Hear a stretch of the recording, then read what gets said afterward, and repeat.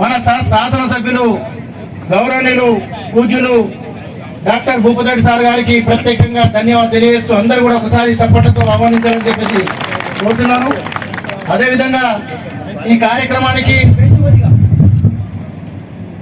అధ్యక్ష వహిస్తున్న గౌరవ పెద్దలు జిల్లా బంజారా సేవా సంఘం అధ్యక్షులు బాబురావు గారికి కూడా ప్రత్యేక ధన్యవాదాలు.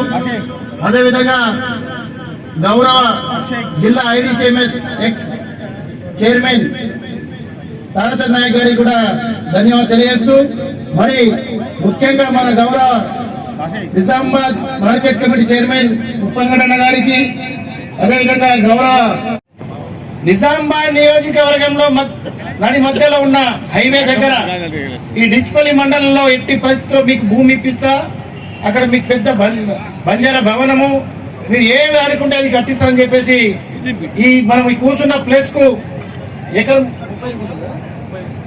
ఒక ఎకరం 30 గుంటల భూమిని కలెక్టర్ వెంబడబడి గవర్నమెంట్ వెంబడబడి మనకు అడ్వాన్స్ ప్రొసీడింగ్ ఇప్పించింది సార్. దానికి మనం అందరం కూడా గిరిజన ముద్దు బిడ్డలం అందరం కూడా బంజారా ముద్దు బిడ్డలు అందరూ కూడా సేవలాల్ మహారాజ్ ఆశీర్వాదంతో సార్ ఎప్పుడు కూడా చల్లగా ఉండాలని చెప్పేసి ఈ సభాముఖంగా మీ అందరికీ తెలియజేస్తున్నాను. అదేవిధంగా సార్ భూమి అడ్వాన్స్ ప్రొసీడింగ్ ఇప్పించారు. ఇక్కడ బంజారా భవన్ కు ఫౌండేషన్ స్టోన్ కూడా ఈరోజు ఫౌండేషన్ స్టోన్ ఇద్దామని అనుకున్నాం. కానీ నేను గారు తారాచందు ఇక్కడ బాబురాం సారు అందరం పోయి ఒకటి అనుకున్నాం. ఎందుకంటే మా కులంలోనే నిజామాబాద్ లో కట్టే బంజారా భవన్ కు డిచ్పల్లి తీసుకోపోతారని చెప్పేసి ఒక అపోహ లేపారు.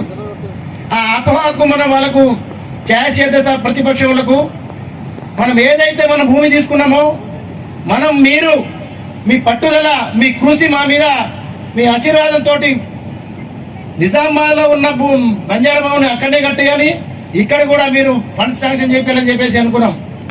దానికి కూడా సారు ఎట్టి పరిస్థితుల్లో ఈరోజు మన ట్రైబల్ మినిస్టర్ టైం ఇయలే ఢిల్లీ ఇక్కడ వెళ్ళిపోయాడు సారు 5 కోట్లు శాంక్షన్ తీసుకొచ్చి ఈ 2 సంవత్సరాల లోపల ఇక్కడ భవనం అవుతుంది. నిజామాబాద్ లో కూడా ఏదైతే బంజారా సోదరులందరూ కూడా ఎంప్లాయీస్ అందరూ నిజామాబాద్ లో ఏదైతే మనం భూమి తీసుకున్నామో అక్కడ కూడా బంజారా భవన్ కంప్లీట్ చేస్తానని చెప్పేసి సార్ మనసులో ఒక మాట మీకు చెప్తున్నానని చెప్పేసి సభకు తెలియజేస్తున్నాను.